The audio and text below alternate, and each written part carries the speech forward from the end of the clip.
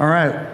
Welcome to Shop Talks. We're going to talk about what's going on out there in the world through the eyes of Andy and Dylan. Got Andy RUDMAN and Dylan Gilligan from the Shirt Show, which is a podcast. It's like weekly almost, right? Every Monday. All right. And we're sponsored by Hanes and Impressions. I want to thank them. I'm from the Ink Kitchen. And so why don't you say what you have your own businesses too. Why don't you just say a little bit what your background is and what you're doing. Do I go first? So my name is Andy RUDMAN, and I founded Shirt Kong in 2009. And we started with just 2 people and opened up, I guess turned our open sign on. Nobody called, nobody came in, nobody emailed. And I was like, okay, well, we're pretty screwed. But Joanne and I started, back then, we started email blasting people. That's when email worked. And I guess, well, people opened emails. And it just started to grow from there. And now we have, I think, 26 or 27 people. And what do you do mostly? I don't do much. So did I say we're in St. Louis, by the way? Forgot about that part. What do I do? So my role is mainly to just support everybody that's there. My favorite thing to do is to be on press or to be, as weird as it sounds, in Reclaim, or just doing something that's helping to print T-shirts, but it never really works out that way. So it seems like I'm always going to wherever there's a problem that day. And I think that one of my things I want to do this year is find somebody that does exactly that instead of me. The dream. Dylan, what do you do besides Shirt Show? Well, I was going to say, Andy giving a long-winded answer to who he was pretty good. I'm Dylan Gilligan. I own Upstate Merch in upstate New York. Same thing, started in 2009, and we just print shirts. We don't do embroidery. We don't do anything else. We just focus on high-quality screen printing. All right. So first question I got has nothing to do with the topic. It's late at night. You got to get a lot of screens reclaimed or print a lot of shirts. What do you listen to for music to get you going? For me, I listen to anything and everything. Lately, it's a little out of character, but I've been listening to a lot of like 90s country. Some Shania Twain, stuff like that. A little bit of everything. I guess my favorite band would be 9 Inch Nails, so anything that. I'm going with the Replacements. I know you got a rock and start. I said anything. So Yeah. I know you're, because, listen to your podcast starts with the some rock and Shirt Show stuff. So you talk to a lot of people. You have a lot of followers. You're talking to people working in the field. I listened just to the Kevin Kauth one recently. So what's going on out there? How are shops changing? What are you hearing? What's of interest to people? Like, what's going on out there? Personally, I think that a lot of people now, when COVID started especially, thought they had to dive really deep into fulfillment. And I feel like last year everybody really tried to pivot toward doing a lot of fulfillment. For a lot of people, it worked out. For a lot of people, they found out that is not what they want to do at all. So I feel like now people in 2022 are either diving deeper into fulfillment or they're saying screw it and they're just going to do, they're going to focus on what they're really good at, more solid screen printing, getting good customers that want to do good size orders and keep going with that. Also, there's the digital aspect now. I feel like walking the show, you're seeing a lot of DTF stuff. So I feel like a lot of people are trying to go in that direction as well and, raise their minimums and go DTF or anything below that. So I feel like people are really trying to focus on higher volume quantity stuff and not do a lot of the things that they shouldn't be doing. What are you seeing? What I'm hearing is I think shops are trying to do more, or I guess the same or more with less, because So when COVID happened, it happened to us too. Is that good? Our team reduced down to about half, and we had to figure out a way. Once it started, coming back, we had to figure out a way to produce just as much. And then, in fact, like we had a record year. And so, how do we produce more with less people? It started to get better for us, maybe I guess in the summer, and we started hiring. And I think we added maybe 12 or 13 or 14 people, but we also, during last year, lost about 6. So it's really difficult, I think, to figure out and navigate that. How do you add to your team now when you're getting all of these orders? So what do you do? So do you automate, or do you run second shifts? Do you open, I guess, on the weekends and run? I mean, how do you figure that out and navigate that? That's pretty tough. Yeah, I'm thinking automation, honestly. I think all the belly aching about, can't hire anybody and all that, it's real, but it's not going to go away, and you can't just cry about it. What are you going to do, right? You got to get more done with the people that you have. So what do you see people looking to get more done with the people they have? Like Auto reclaim.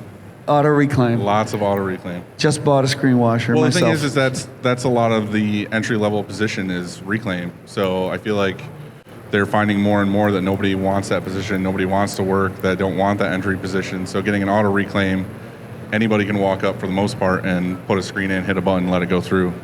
So I feel like that's the first thing a lot of people are really trying to get. And then automating the dark room, all that stuff seems to be what everybody's really focusing on. I mean, yeah, it's a good spot. Like we were at a shop tour earlier this morning, and the way they had their flow for auto reclaim, I thought was genius. So I got to figure out a way to make that flow better, because we just have one person in auto reclaim, and so then that person is devoted to that. And they also do, like, for example, they clean squeegees and flood bars. And so how do you make it so that you don't have to, if he needs help, if he needs assistance, how do we it's tough right now. So how do we add to that? And I think that to automate auto reclaim even more so, which sounds kind of crazy, but what I mean by that is ours comes off auto reclaim and the screens are still wet. And so how do we figure out a way to get those dry faster, and so that we can coat them faster? And so just like little things like that. No, I don't think you're alone. That's what I'm hearing as well. So, and then the other part is like the end part of the process. What are you hearing about that? Because, we kind of don't get paid till it gets shipped. And a lot of people want, individual fulfillment, or they want packaging. So what's going on at that end? Because that was very labor intensive. I know at one point I had 30 people full time, and I had like 20 people doing packaging. It can be, that's very labor intensive. So what's going on there? What are some of your guests saying? What are your followers saying? What are they doing to get through that bottleneck? Yeah, I feel like we even have a bunch of friends that really invested in like folding and bagging and trying to automate that section as well. But it's also the flow of the shop, getting in the door, printed, back to finishing to go back out the door. So I feel like a lot of checking out different ways to relabel, if it's pad printing or screen printing or transfers, all that stuff. So I feel like a lot of that is people figuring faster processes to get that stuff done so that it can get out the door easier. Or do you do it like today in our tour? We noticed he does everything relabeling beforehand, as far as like the neck tags, so that when it's printed, it goes right out the door. So you guys have fun with your podcast, huh? Or is that a fake? No, it's usually just roasting each other, but more him roasting me, but yeah. So where did you get that idea? Like, what was the genesis of the shirt show? And is it supposed to sound like shit show? Yeah, yes, definitely supposed to sound like shit show. The reality of it is that me and Andy and a bunch of friends here, we all talk to each other, and we slide into each other's DMs. And or with Andy, we were talking on the internet, and then we were calling each other like once a week, and just seeing how we were doing, and what we owners talk about what was happening at the shop, what we can do to improve. And then it got to the point where we were like, all these conversations we have behind the curtain with all these people that nobody else ever gets to hear, why don't we just talk about feelings every Sunday and record it and have people on, and then share it with all you guys, so what we say. So a lot of it is, it's not scripted or anything. We just get together with somebody and have a conversation for 3 hours, Is any of it scripted? Not other than the intro or the sponsors, but that goes off the rails every time. So Yeah, I was going to say, I didn't hear any scripted stuff. No. Either that or I want to see those scripts. So actually a pretty good response, right? Even though you're pretty irreverent and you don't necessarily bow down at any of these people. Like, I don't know, you got pretty good sponsors, all that. Any resistance to your fucking methodology? well, I mean, the thing with the sponsors too is it's like, yeah, they're sponsors, but they are also really good friends of ours. So we really wanted to just more talk about the really good things that they offer, and we also wanted to cap it at a certain amount. We have people approach us that want to sponsor the show, but then we know it's going to be conflicting. Like if M&R or Rock or whoever wanted to sponsor the show, we didn't want to do that because we wanted to have anyone and everyone on and talk about everything that has to do with it. We didn't want to pigeonhole ourselves in a certain situation. So for us, we just like to talk about whatever we want to talk about, the way we want to talk about it, and relate and curse and do whatever we want to do, and people like that. So Yeah, I mean, the responses were pretty good. How did it start slow or did it like take off right away? I mean, yeah, it started slow and then it just built all along. Every once in a while, somebody will message me and say, "Hey, I listened to the episode 4," and I'm like, and it was great. And I'm like, I can't believe it because it was just so long ago. And those are the worst ones. And you know, and also what's cool is that it's relevant now still because that was so long ago. But I guess that's something else that's going on in our industry right now is just all the sharing. Like when I came up in printing, there was no YouTube. If I called anybody and asked them, you know, hey, how do I code a screen or anything like that, they'd hang up on me. I think that... that would be on a good day, I think. Get cursed out and hung up on, maybe. I mean, and I get it because, you know, we're competitive, especially if you're in the same city or whatever. But now with social media and I just think that it's so cool when you can talk to a shop across not just the country, but the world and share, I don't know, how we do something and make it work over there. And then vice versa, you know, one day you're in a jam and then you hit them up. It's just...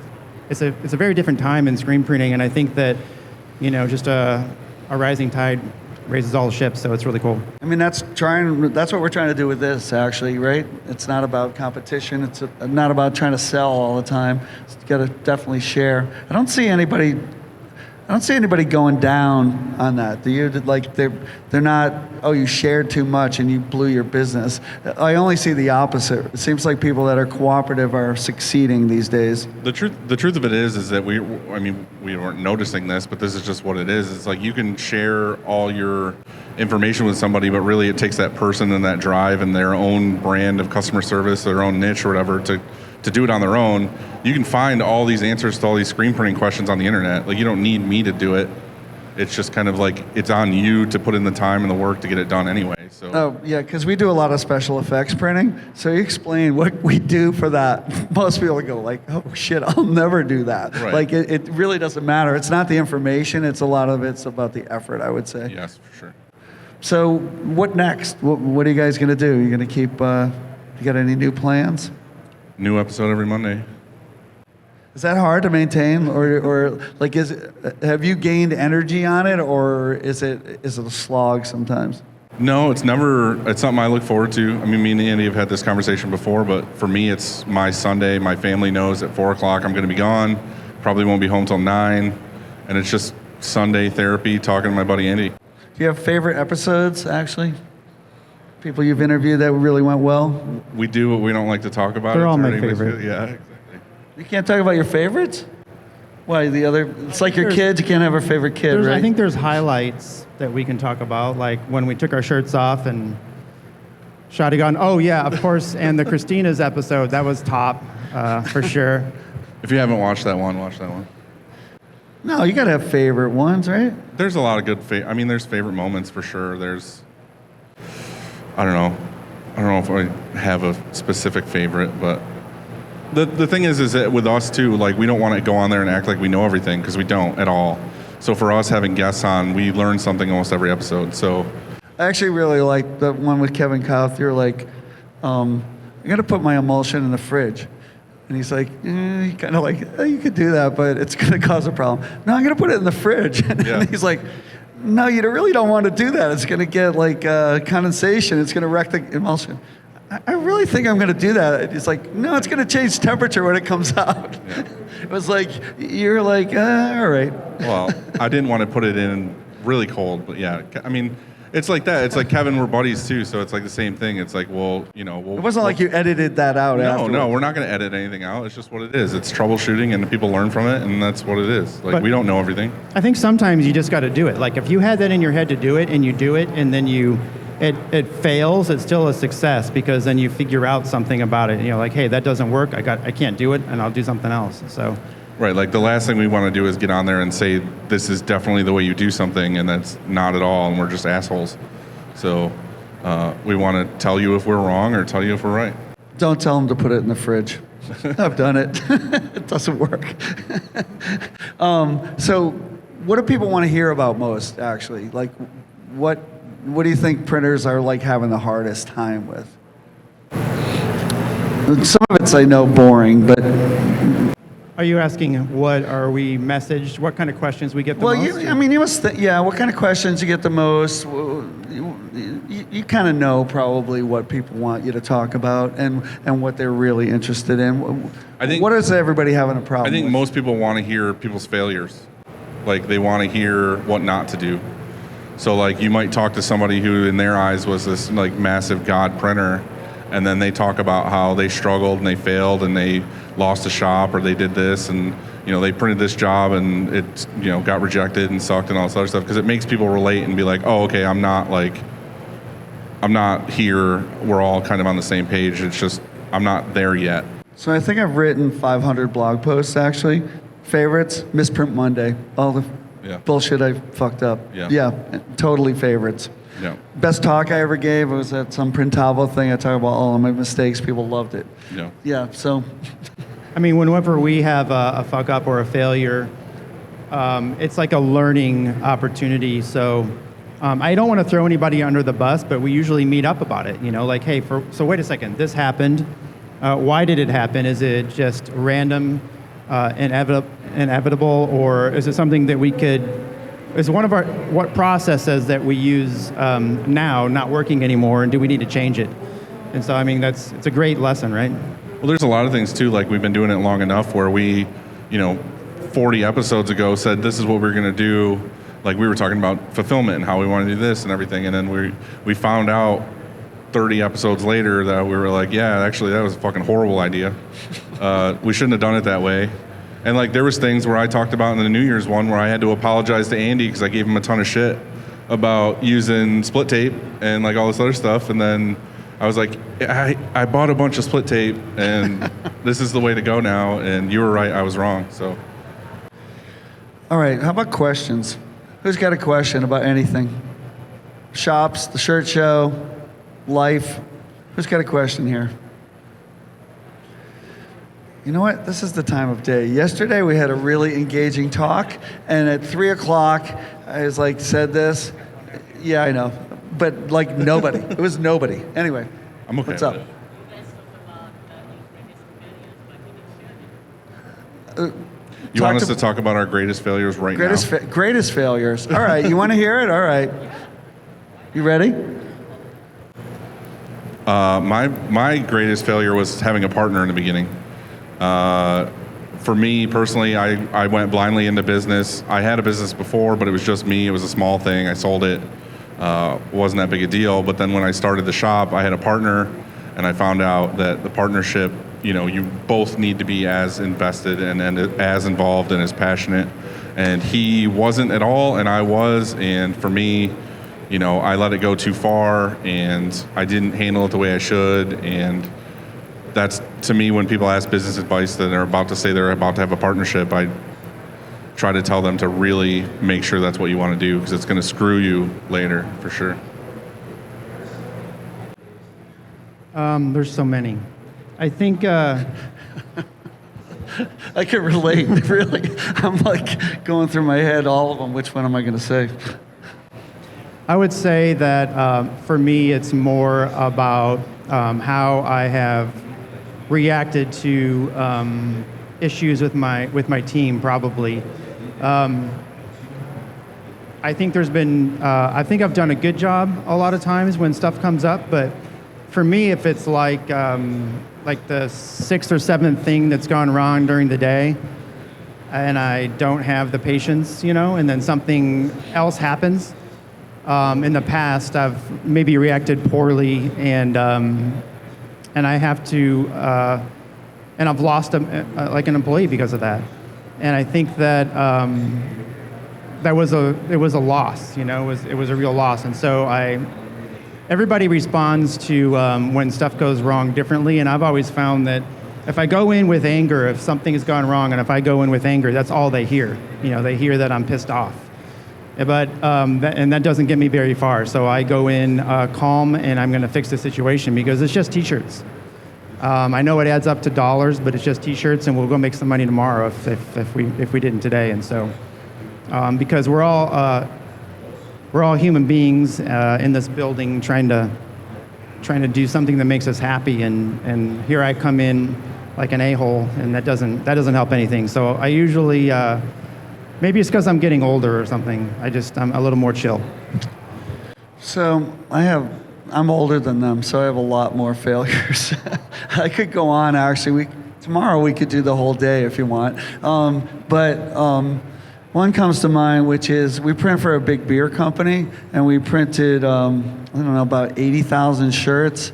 And it was a beer glass with foam, like light tan foam. And it looked really good. It was like, we're known for our simulated process work, and it was like excellent. Except for about 2 weeks later, the foam started to turn pink. Pink beer foam is not real popular. As it turned out, sort of a happy ending to this. So, this is why you got to pick good suppliers. You know what? I'll say his name. Fuck it. Anyway, Danny Sweem, who's the head of M&R now, actually, I don't buy their machines, but whatever. He's a great guy. He worked at Rutland. He actually put his job on the line that they would support me. Because what happened is, if you make really, really faint tan, the pigments are not stable, and the yellow recedes a little bit, and the red comes forward a little bit, and this was really faint. And they changed their formulas later, used tan pigments to make such colors, but that was why it happened. And they paid my customer basically to take the shirts because they were of varying degrees of pinkness. Some were no good and whatever. And so I was very loyal to that ink company for a very long time. And that's why you don't go across the street for a nickel, because you need your friends when that comes down. And if you want afterwards, I'll tell you about 20 more. Actually, maybe the other one was, I was really lucky when I first started. I met this guy, Jerry Klaus. He was in southern New Jersey, and he had one of the biggest print shops. It was called Ocean Atlantic's Textile. I didn't know anything. He let me see everything. He was a very irreverent guy, walk around with a giant beard and the cutoffs in the winter. And he basically showed me that he had a goal. His goal was to be the biggest. So then it made it easy to make decisions. So he's like, buy automatic? Yeah. And then metal frames instead of wooden frames? Yeah. And he was one of the biggest. He printed for Brockham, all this rock and roll stuff, whatever. So I was like, oh man, I want to be the best. And we won awards. It was easy to make certain decisions. So maybe the biggest mistake, I didn't decide to be the richest. I decided to be the best. And I never made hardly any money doing this. So big mistake, maybe, some would say. Other questions? Anybody else make mistakes they want to talk about? You can stand up like a AA meeting or something. I'm a screen printer. No, go ahead. What is it? What's for dinner? Well, I've been told that... You trying to end this? Put us away here? Or? I've been told I need to be a little less controlling today. Yes. So I'm going with the flow. Whatever's for dinner is not up to me today. I'll just eat it, whatever. Boiled hot dogs. Boiled hot dogs. Boiled hot dogs. I got a shop hack that I saw today.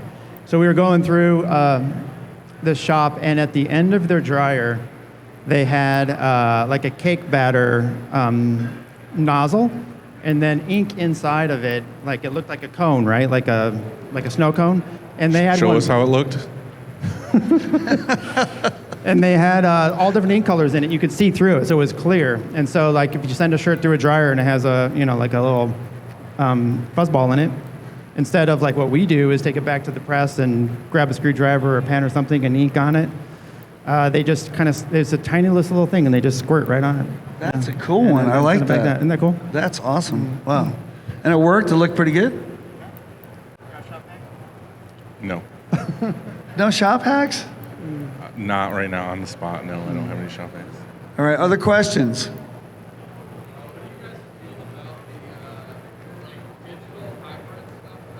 What do we feel about digital hype stuff? No, I'm sorry, digital hybrid stuff, excuse me. Gross. I don't see it, man. Do you? Hybrid printing? Yeah.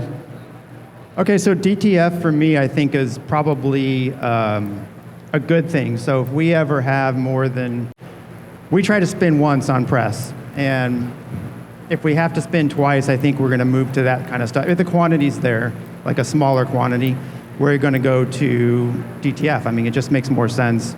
It looks so good. I think the customer has to, as long as the customer's expectations and if they're aware what the difference in feel, I want to do that, because I don't want to set up a 12 color and spin around twice and things like that. We just want to get it off press, go to the next job. I think increasingly people don't give a shit how it was decorated. Like, they just want whatever they want. They want their cat on it, or they want their design or whatever. And less do they care how it was done. Sometimes I even trick them. I say, a transfer. I don't say it's a transfer. I say it's an indirect print, because it's really like a bias. A lot of it's starting to look the same, right? I personally have a problem with, I need it to be as quality as possible. So I think DTF has a place where, like I said, if you have a customer that wants to do, say, under 50 pieces and they want to do a 6 to 10 color print, I'm going to say, okay, let's do DTF or whatever to get that customer that product for that small amount, because they're not there yet where they need a larger amount of shirts to sell to a broader audience. 50 shirts, they're probably going to give half away to their mom and their grandma and their cousin and everything else before they sell any anyway. So I think DTF has a place for that, but I think as far as hybrid printing, I think a lot of people think of it as either your screen printing or your digital. And I feel like it's not that way. It's just another tool in your tool belt. So I feel like if you're doing a ton of stuff that's 8, 10, 12, 14 colors, you got to look at it as the digital squeegee or, whatever you're using is going to save you, 8 or 9 screens. You don't have to mix 8 or 9 inks. You don't have, if you're doing sim process and something's slightly off, you don't have to go back and change all the steps, reburn the screens, put it back on press, try again. You can change it on the computer on the fly, print it again and go. And then there's variable data where you can do like a football helmet in white, and then you can do unlimited amount of teams, one right after another, with all different team looking logos, all in the same run, on the same press. So I feel like a lot of people need to look at it as a tool in your tool belt, not necessarily something that's going to take over your shop. If you're doing high volume, high color count stuff, it's something you should definitely look into, because it's coming for sure. Part of it is that art thing. It's all art and what you want to produce for that customer. And variable data is great. And that's not what they were selling it on at first either. No. It was supposed to be to get rid of screens, and then you go to a show and they would be like, all right, white, and then we got to put this special treat on to make it wash better, and then the colors, and then like a thing over it. Yeah. And it's like, wait a minute. The truth that was is like 8 screens. Yeah, there's a lot of customers out there too that are really big customers that are looking for people that can do that digital print too, because they're having trouble getting it produced with a regular screen. So they're willing to pay premium cost to get those done too. And there's a lot of people that call all the time and say, do you know somebody that has this? So I mean, they're sending people, Actually, at the first time somebody said, do you have like a hybrid printer? Because we only want it done that way. Right, that's really, it's more and more now. But I mean, in this case, I don't know, they didn't even know what they were talking about. Because, I mean, we could have printed it was like for 1,500 pieces, and we could have done simulated process. But for some reason, they thought this was the thing to ask for. Right. So that was a first. Yeah, I mean, I had it this year too, where I had a customer we were doing a job for, and it was a large job, large comedian. He was on tour, and we were putting his face on the front of a shirt, like just an actual photo of his face. And yeah, we did sim process and we did some things and made it look cool or whatever, but it's like if I would have had digital squeegee, it would have been so much less troubleshooting and tweaking inks and like, you know, thinning things or whatever to get it to look the way it was. It could have been like, oh, put on press, print it. Every time he reorders, it's exactly the same, which is what you want with screen printing anyway, but we all know shit happens. So if I would have had that piece of equipment, it would have been a tool specifically for that job. Right, but not the answer for all your jobs. Right, definitely not the answer for all your jobs. Other questions? Did that answer your question? All right. What else?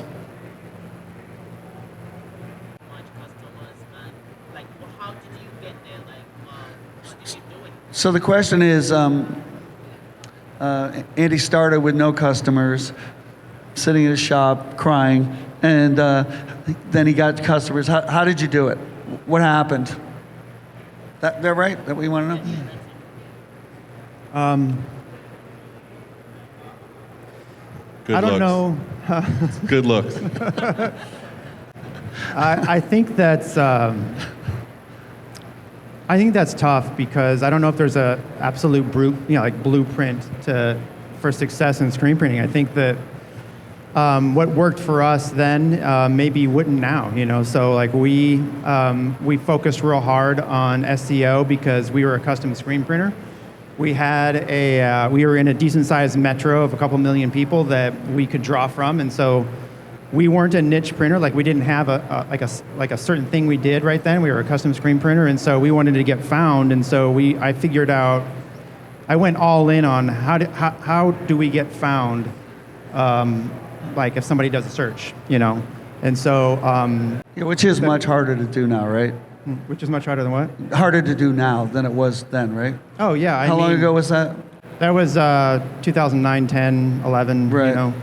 And so. But ultimately, I think what has gotten us the furthest is just always, if something goes wrong, always fixing it, no matter what, because that's my marketing. So we spend all of our marketing on basically that at this point. So if something goes wrong in our shop and you're not happy and you come in and you order, you know, a Gildan red shirt and you get it and you've even seen the swatch and everything, but you know, you're like, I don't like it. It wasn't what I thought, and then I'm going to fix it. Because, and that's my marketing budget, because I want you to leave there. It's a very big budget. Yeah, exactly. But I mean, and it's hard really, because I'm sitting here thinking like, well, I shouldn't really do that, you know, because we proofed it, you saw the shirt and all that kind of stuff, but I want your experience to be so great at our company that you're gonna tell other people about it. And so if you do that, then that's the best marketing there is, because you know you're saying, hey, you know, I know this guy, Andy, prints shirts, and it's awesome, and you'll tell all the people about that. And so I know that's slower because it's just maybe a slower growth, which for me anyway was good to grow slow, because there were a few times we grew a little too fast, and that actually hurt us. And so yeah, I mean that's how I did it, but like that's not the only way. So Dylan he went after. I mean, tell him. Actually, I'm going to say one other thing about what you said first. Is I see, like, I'm sure you guys see it too. If you look at like Facebook groups or anything, everybody's always like, I just get all the money up front, or I just do this, you know, and they don't like the shirt, I tell them to screw. Those are always guys that like are in a shop by themselves and have time to be on Facebook during the day because they have so few customers. I mean, I think you're definitely on the right track. You know, the people that say opposite, never. I don't see people successful like that. Do you? My turn? Yes, Dylan, it's your turn. My shop always seemed to be more artwork based. I feel like we got most of our customers because of the kind of artwork that we were printing. The other way is I grew up with this business with social media. So like when I started was when MySpace started. So it was I could hit anybody around the world up that I wanted to work with. So we don't do any local business. It's all over the place. So I would just spend nights and weekends and everything just hitting up customers I wanted to work with. And then we ended up getting those people, and I was always I didn't know back then because I had no idea. I just knew that I was into movies and comics and bands and everything else. So those were the customers I was hitting up, and I got very into printing the artwork that they would supply, which was always, desirable, cool looking artwork. So when I would post things back on social media, I ended up just getting a ton of people coming to us specifically because they wanted either that art made or they wanted, shirts made with their own artwork that was similar. So I feel like that's how we grew, was very niche market of, crazy color, bright band artwork and comic artwork and stuff like that. And I guess I was like fanatically wanting to do things that people told me I couldn't do. So we started with doing photographs that were, people were at that time, back when dinosaurs ruled the earth, doing just black halftones. And we would, so we did like famous photographers, black and white photos with like 6 screens. And, we'd separate something literally 20 times to get it right because, I don't know, we were just into it. And that led to, and then eventually, I don't know, it dried up a little, or maybe we got bored, started doing special effects, but we weren't like, oh, that kind of looks like tape. We're like, holy shit, that's not tape on it. And we would just work on it till it would look like that, and then people found us. And that's how I became a multimillionaire and, jet setter. Right. Luckily, I still like screen printing. Other questions? Lively bunch here. Tips for like getting better at sim process, because like I feel like I'm kind of Trial and error.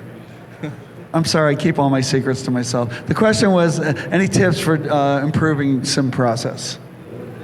Gentlemen?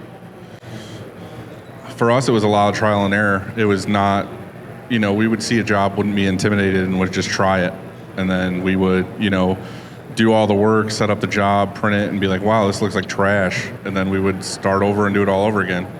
Luckily, we were ahead enough on turnaround where we had time to redo things, tweak things. And from each job, you learn something. You learn that like reds do this a certain way, or you get dot gain with this a certain way, or what inks to use for flesh tones and stuff. And you write notes of like what works best for this, what works best for this. And then every job you learn the next thing. And then eventually you get to the point where hopefully there's no more hurdles to go over, which there always is. And then you get better and better and better. It was invented by a few people at the same time. We were one of them. We never heard of it. It didn't have a name then. We originally split channels, so we would do process and do 2 reds and 2 blues and 1 yellow to like control things. And then eventually we're like, no. And so one is to have a big ass press. So I saved my money till I could have a 12 color, and we have a 16 color. That helps. The other is, it's all about the separations. Don't screw around with the printing. Like your printing should be the same. Like try to control every variable you can. That goes not just for sim process, but for everything. So everything from controlling the atmosphere in your shop with like air conditioning or whatever to coding the same way. Either you get some robotic person working for you, or you get an automatic coder. Like make sure you have the same tension. I know people with low tension or high tension, but make it be the same tension. So all of that should be the same. So you just print the same. If you go screwing around with the separations in the printing, it's a freaking dead end. Like you want to print the same and you want to fix the seps. So separate for either get a separator that will work with you that knows how you print, or separate yourself and keep doing it until you get it right, but print the same. If you try to take somebody's separations and make them work, that's a really hard way to do it. Is that okay advice? I like it. I think the only thing I would add, what's worked for us, is that have the same team on that. So like have the same team doing those separations, and then seeing the results. Because if you do that enough times, you get better every time you do it. Like if we spread it off, because at our shop there's 5 designers. If we just say, okay, you do it this time and you do it this time, and we're we're spreading that out and they're not sharing results, then it's just going to take longer. And so we kind of attacked it like the same person works on it, and then once he's got it dialed, then he shares that information. Also, you got to really know how good you want it to be, because if you want it to be really good, like we literally print like for the Art Institute of Chicago, or the Mona Lisa we've printed or whatever, it takes a long time to separate it right. And if you can't afford that, or your customers can't afford it, you got to find some other way that's acceptable. So you got to know how far you want to go. I don't know. Which is why you want to get hybrid printing. Right. Yeah, or get hybrid printing. If you have the money and the customers. Other questions? Did that answer your question? Anything else about simulated process you want to know? All right. Any questions from the back? Peanut gallery, we call it. All right. Hearing no more questions, just want to thank Andy and Dylan. Check out their podcast on Mondays, The Shirt Show. And thanks a lot, guys. Thanks, Haynes. Thanks, Impressions. And thank you all for coming. How about a hand for these guys? Thanks, guys. Yeah. Thanks, guys. Thanks for having us.